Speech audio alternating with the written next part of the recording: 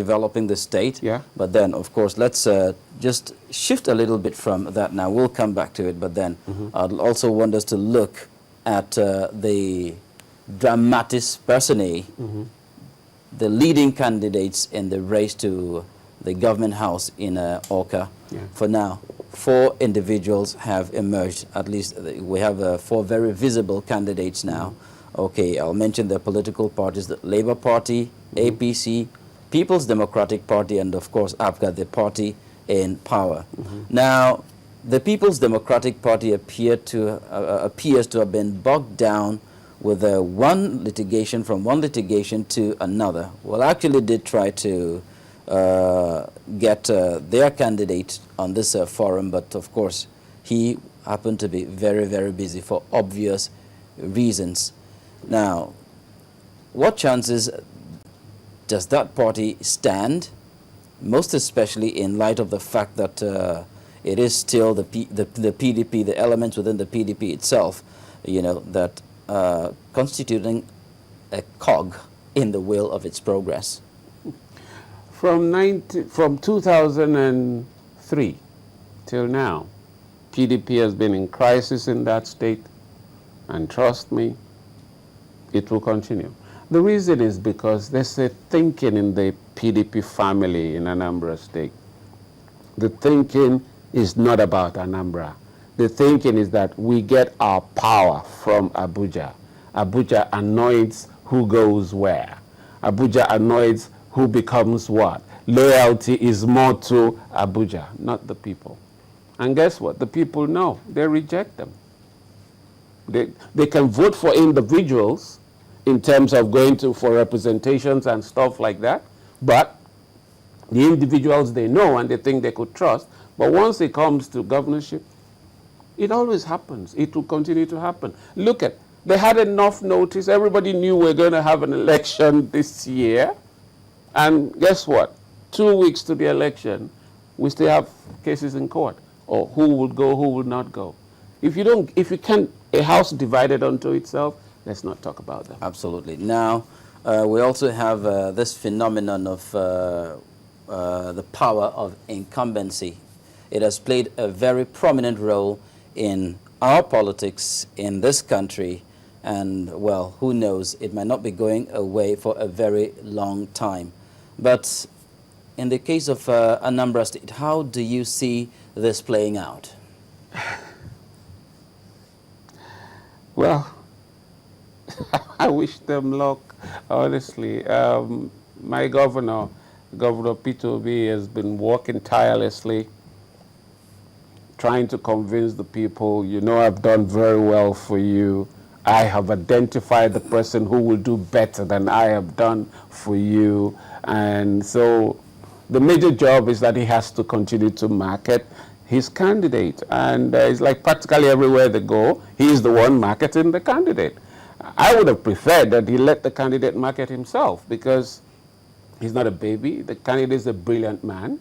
And if you see from the choice they made, you know, if you look at all the other people, you will see that the APGA chose not just a brilliant person as a candidate, they also had another very brilliant and charismatic person as a deputy governor. That automatically makes me feel maybe they intend to put all hands on deck. It may not be so, but that's what the impression you get. Unlike the other ones, you just, you know, just put some spare tire, you know, and let's go. You know, let's just go and do it, you know, fulfill our righteousness. So, but I really would have wished that the governorship candidate of APGA would be left to market himself to the people. The man can talk. He is educated. He is articulate. Let him market himself. Because right now, it's as if our governor is running for third term. It's as if, you know, it's about P2B. That is the truth. Wherever you go, they just tell you, oh, okay, that some, in fact, the villagers will tell you that the governor says we should put this person. That is not the best. Interesting. Well, we also have a very peculiar, or should I say, a very unique candidate, the candidate of the All Progressives Congress. Well, he did have a stint as governor of Anambra State. And I recall, one of the questions we put to him here was that, what did you forget in Government House that you still want to go back there and pick up? Well, he blew his trumpet loud and clear that while he was there, he did a whole lot and he still needs to do more. He has unfinished business and he needs to go in there and finish it. Well, given his antecedents as governor and then his ambition to want to return to Government House, do you think he actually has that ability to continue where he left off? Yes, first I know that he has the ability to continue where he left off. I can say that any time. But I'll tell you something else. And that is what is most interesting about the politics of Anambra State. Chris Ngige, for him to have the guts to even say he wants to run for governorship, clearly, and people are listening to him, it means one thing, that when he had the opportunity, he did perform. That's it. It's so simple. Chris, Governor Ngige, Senator. Doctor, Senator, forgive me, I don't know what, these are my friends, so at times I forget these things. Okay. Now, Senator Ngige connected with the people emotionally. We have to accept that. And that is the reason why he becomes the person to beat in any of the elections in Anambra State. I don't know how it happened, but that is what is happening.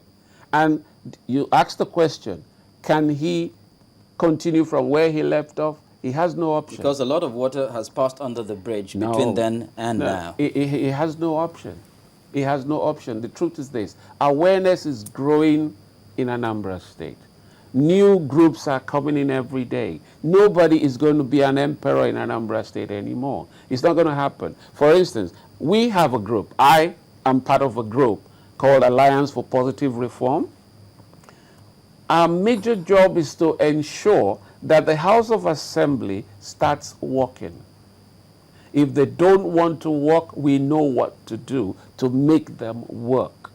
Now, that is where it starts. That's the beauty of democracy. Checks and balances. The temptation to become an emperor is always there when you buy over the House. Then that's it. The governor can do whatever he wants to do. But that is not going to happen anymore. And if you see what is going on now, there's going to be a good mixture in that House. Some followers of Chris, if he gets in there, or even if he doesn't get in there, some of them will get into the House. Now you also have Abga in the House. You're going to have, unlike before, you just have one majority from one party. More like a uniparty house. No, that's not going to happen anymore. Because the followers are there, the awareness is there. And in Anambra State, we don't vote party. Okay. We vote who we know. Now, finally, the elections are very much around the corner. What is at the back of my mind now is the challenges the electoral umpire would be encountering. I'm talking about the Independent National Electoral Commission. What challenges do you anticipate they will be facing, and then how do you think they can address these before the real polling starts? I would expect that by now that the voters register should be out and published for everybody to see, unlike what happened in 2010, where we started having strange names and people came out to vote and couldn't vote. And at the end of the day, we had just a total of about 300 and something thousand out of 1 million people who registered, and they came out to vote. We are praying that that will not happen under Jiga. We are praying seriously. There's no other distraction. There's no other state that is having an election right now. INEC must succeed in Anambra State. They have to succeed. The voters' register should be out. No stories. Definitely, I mean, the last time they did something in, is it Ekiti State? They had enough policemen for security. I believe they should move it, not soldiers, please. They should move in enough policemen. They should move in enough policemen for security starting from tomorrow, not 2 days to the election, starting from tomorrow. Then at the end of the day, I just believe that Jiga knows that the world is watching him. Well, hopefully your advice will be taken as far as the issue of security and the voters register are concerned. Yeah. But for now, this is where we'll be saying thank you very much, Barrister Onwudiwe, for your time. Thank you very, very much. Well, at this point, I've been discussing the issue of the forthcoming elections in Anambra State with a public affairs analyst who also is an indigene of Anambra State, Barrister Oscar Onwudiwe. And on Politics Today, this is where we will be drawing the curtains on this edition. Don't forget to join us again, same time next week. I'm Charles Aruka. Have a good night.